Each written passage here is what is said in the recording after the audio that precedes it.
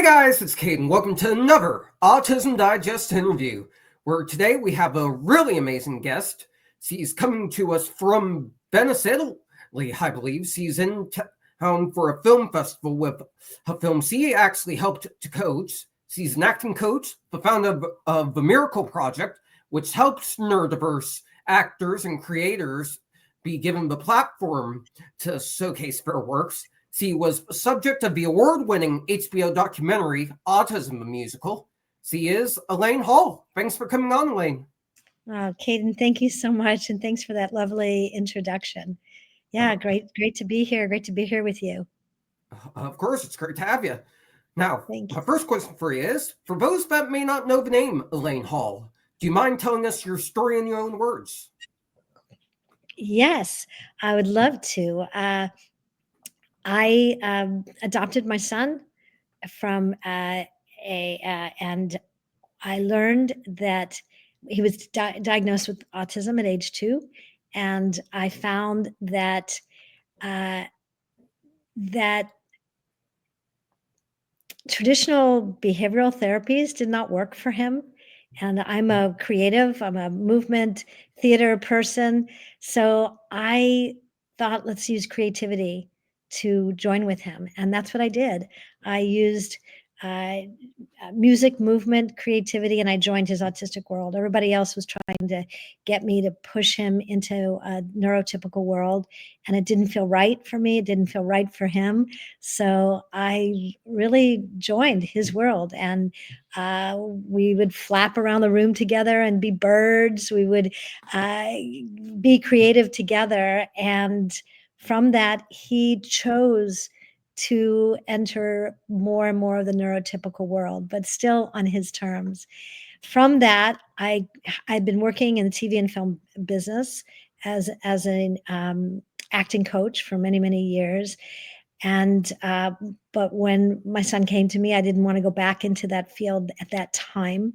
So I created a theater program using the same methods that had brought me closer to my son. So with lots of other children, I trained creative people how to understand autism and to enter into and allow and accept and cherish and be curious about the autistic world. From that became, as you said, we create and write original musicals, and that became the subject of the HBO documentary Autism, the musical. So that's kind of my basic story. I've now returned back into the film business, but now with my students from the Miracle Project, my neurodivergent students, and coaching them. Many of my students have gone on to professional careers in TV and film, and then I'm also brought on to films to be to assure authentic representation and access and storytelling.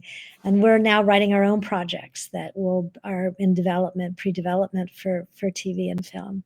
So that's my story. And it's an amazing one at that. I actually did a similar program to yours when I was 11 years old, living in Tennessee. It was called Sense Theater. The concept was through Vanderbilt University in Nashville, Tennessee. They brought on myself, an autistic individual, and several other autistic students to play small parts in a play they were producing. It was a play about a girl who has to choose a hat that fits herself, her personality specifically. And the role that we played in that was the role of said hats. We had our own speaking lines and musical bits and everything. And we were able to work together to create the concept, create our characters. And it was a very enjoyable experience. All right, my next question for you is, how surreal was it to be the subject of such a major documentary as Autism, the musical, and be put in front of a wider audience? HBO has millions of viewers and subscribers. So what was that experience like for you? Well, definitely, Kate, as you said, surreal. And just to comment, I've heard of Sense Theater at Vanderbilt, and what a wonderful program. And look how your experience as an 11-year old has brought you to this career, as a reporter. So I think that's exciting for me to see how theater at a young age for neurotypical, neurodivergent, autistic, how it benefits all. So surreal is a word. I mean, I had been used to being behind the camera. I worked, in TV and film, and so for me to be front and center was at first quite overwhelming, and where people were recognizing me, and then my son on the street. But my son loved it immediately. I'm neurodivergent myself, and so it was a bit overwhelming for people coming up to me, and so what I had to realize was that I'm here to be of service. I'm here. My work it's not about me. It's about being able to bring out the best in myself and in others. And that if that made me a public figure, and now I've spoken all over the world, if that's my service, and that's my opportunity to educate those who don't understand that how extraordinary autistic neurodivergent individuals are, and to cherish their soul and who they are and who we are, and to and so HBO gave me that opportunity, gave me that platform. So it started out overwhelming, and then merged into this is my service of being able to come out and share what I've learned about appreciation and acceptance and curiosity, and not fixing, changing, manipulating, controlling other people, but allowing ourselves to be present with others and give each other the respect that we all desire and need. That's a really beautiful way to put it. I like what you said about how it's your service. It was definitely overwhelming for me at first when I started doing this, reaching out to people, many of which I've grown up listening to, who were watching on television. It honestly still is, because in a way, there's a sense of professionalism in that aspect. You grow up on certain figures and celebrities and the like. But I find that the more I do this or anything related to communications, the more I gain confidence, because I'm here to serve, same way you're here to serve with your organization. My next question for you is, as you said, you're neurodivergent. How does neurodiversity help you when you coach actors? Well, I'll step back one. I've been masking my whole life, and here I am, in a career with autism, and why being in an autism community, neurodivergent community, is my happy place. So I didn't know that I was also on the spectrum. I have some very dear friends, Dr. Stephen Shore, who I'm sure you know, who right when we met would tell me that I'm, neurodivergent. I think once that umbrella term came out, that it was much easier, because women are represent differently. And so for me, once that, well, I was working on the TV series As We See It. Have you all seen the series As We See It? It's I might have heard of it. Watch it. I want to tell everybody to watch it. It's one of the best series on television. It portrayed three autistic actors portraying three autistic characters. It was real, beautiful. It's on a streaming network, and just Google it, find it. So I was working on that. I started out in pre-production, and I worked with all the directors and creator and departments, and became very close friends with the actors. And my ability, and that's where I really stopped masking, because I was in in the environment and in a place I related so much to, especially Sue Ann Penn, who's an actress and director. And what helps me, I think, because I understand so completely sensory sensitivities, the loud bell that goes off when a scene is done to tell everyone, I mean, when a scene begins to tell everybody to be quiet, we replace that, with just people telling each other to be quiet rather than this loud, overwhelming bell. I can sense the way that lighting can transferring from a really bright outside into a completely dark studio, because since I experience it myself, I'm the liaison and I can share with directors and producers what's needed by those who have sensory sensitivities. I'm also able to, I completely understand what it's like to just want to be left alone. and when I feel like, socializing, and when my actors feel like socializing, and that it has nothing at all to do with being rude. And also knowing that one time I got a call from a production company saying, "Do you think an autistic actor could be on set all day long?" And I was able to say, look, an autistic actor, a neurodivergent actor, it's much easier to be on set all day long if this is something that they enjoy doing than being in the neurotypical world. Because when you're on set, it's predictable. We know everybody's job. We know what our job is. And there's an atmosphere that is understood. Not only that, is for creative people, being on set all day, again, it's our happy place. Much easier to be on set for 12 to 13 hours and have to deal in the regular world for 12 to 13 hours. So my own neurodivergence allows me that inner perspective so that I can change the myth. And that's really one of my personal goals, is to change the way the media portrays autism, neurodivergence, and also to counter those archaic myths about who people are and what they can and cannot do. That's a really amazing answer. Sir, I absolutely agree that sometimes it is better to be on a movie set than in the real world. But I will also add that sometimes, in a way, movie sets can be overwhelming. A bit of a story for you. I went to college in person at Kent State University in my sophomore year, and one of the things I did just for fun was I did a bit of a student short film. I was an extra in that. It was a spy movie. I played the role of a henchman, and I was trying to do a little bit of an improv thing.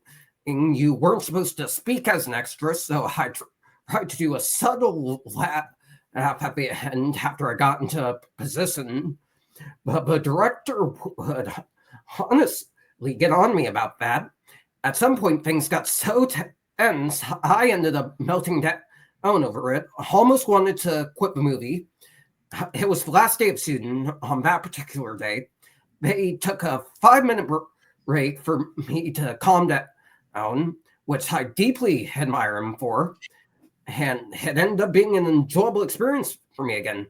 So I really like what you said about being empathetic towards people's situations and making sure neurodiversity is portrayed properly in film and television, and adding those accommodations to the set. So I definitely can relate to what you're saying.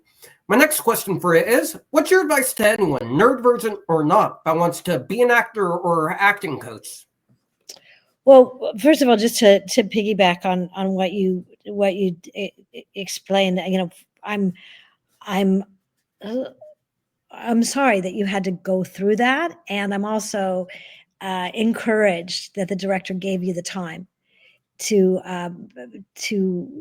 create such a positive experience. And that's why I'm an access coordinator and access and creative coach. And that's why people like me are on set to also ensure that background actors are seen and heard. And so that's exactly why I get hired, so that the director understands what's going on, And bravo to you to finishing it up. So I want to say that. In terms of what advice would I give, hone your craft, study theater, study movement. There's again a myth that sometimes those when we have classes at the Miracle Project for not multimodality non-speakers who type their lyrics to songs. We create music videos, and a lot of the students, when they first come to us, they have motor planning and sequencing difficulties. So we start with just slowly raising one's hands, to be able to coordinate the brain and the body, because sometimes as we know, autism neurodivergence can also be a motor planning and sequencing challenge. So movement, and always be in an environment when you're learning that's positive and supportive. At the Miracle Project, all of our classes, our teachers have been trained, and I have a textbook. It's called 7 Keys to Unlock Autism, but I have a method. My methodology is the 7 keys, and it's not about changing or fixing the person with autism. I mean, these are the things my son taught me. It's really about how do we show up in the presence of anyone, as you mentioned, neurotypical, neurodivergent, and we show up with a sense of understanding, compassion, and curiosity. So I want to share with your audience that if you're ever in a class where you're being judged or put down or ashamed or embarrassed, get out of that class, run, because that does not have to be. And a lot of neurotypical young people will enroll in acting classes where the director, the teacher or coach is there to open you up and bring you down. That's not a good place for the psyche. It's not a good place for anyone. So you can learn, but learn your craft. So many people are like, well, there's so many autistic people on TV now, I want to be there. Well, study, because you want to be the best you can possibly be when you are in front of a camera. When you get your break, you want to be able, and I do a lot of private coaching for people, preparing them for auditions, preparing them for roles.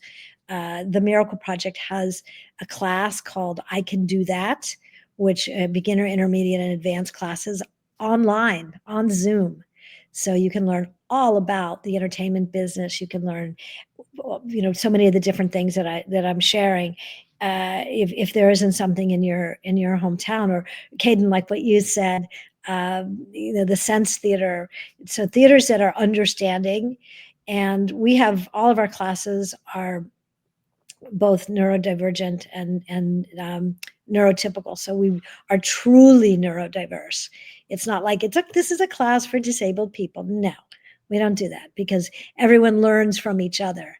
And I encourage you, study, learn, do exactly what you did, Caden. Get in student films, practice, do community theater.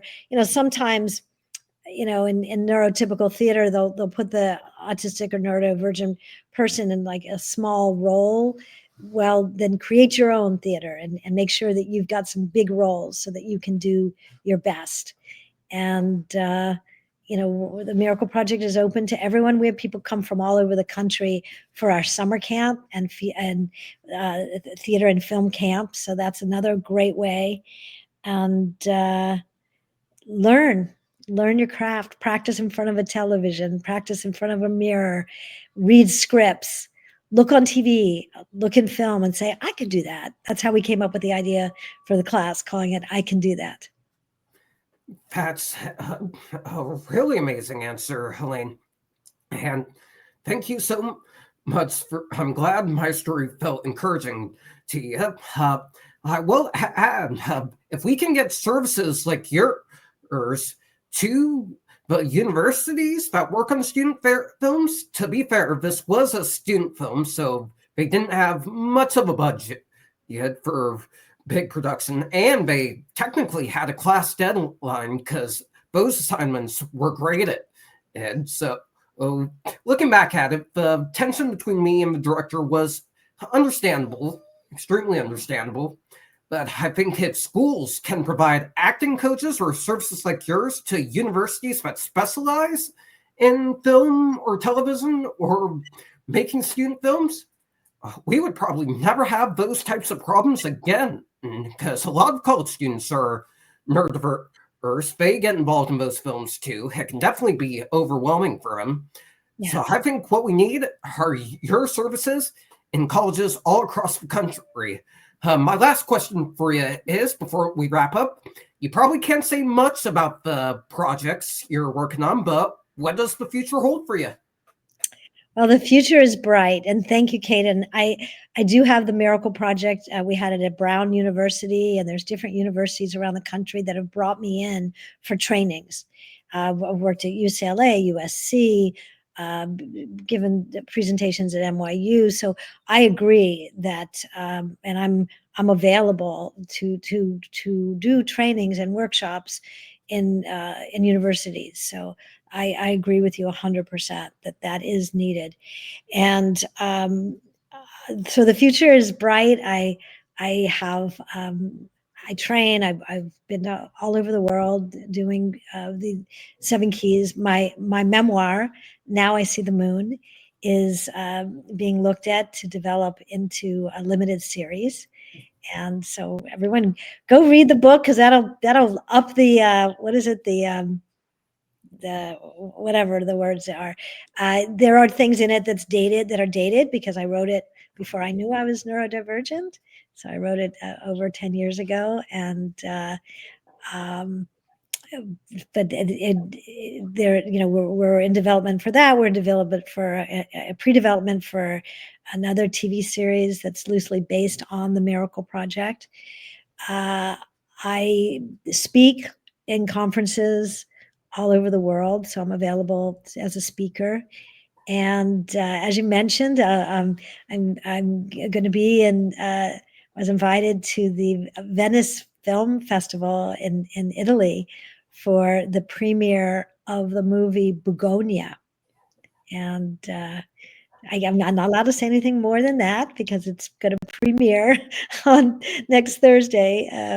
But when it's out, it comes out Halloween weekend. So you'll know that you heard about it first here, and on the Autism Digest interview, you heard about the movie Begonia. So lots of wonderful things, and hopefully I'll get to meet you all online, and follow us at the Miracle Project. It's themiracleproject.org. All of that sounds great, and we'll be sure to look out for Begonia on Halloween. Anyways, that's going to do it for this interview, guys. Thank you so much to Elaine for coming on and sharing her amazing story. If you guys want to see more amazing interviews, be sure to like, comment, and subscribe to the Autism Digest channel. Check out our August issue that just came out by going to autismdigest.com. And stay tuned for the audio file of this to be posted on our Spotify. Thank you guys so much for watching, and we'll see you in the next one. Thank you.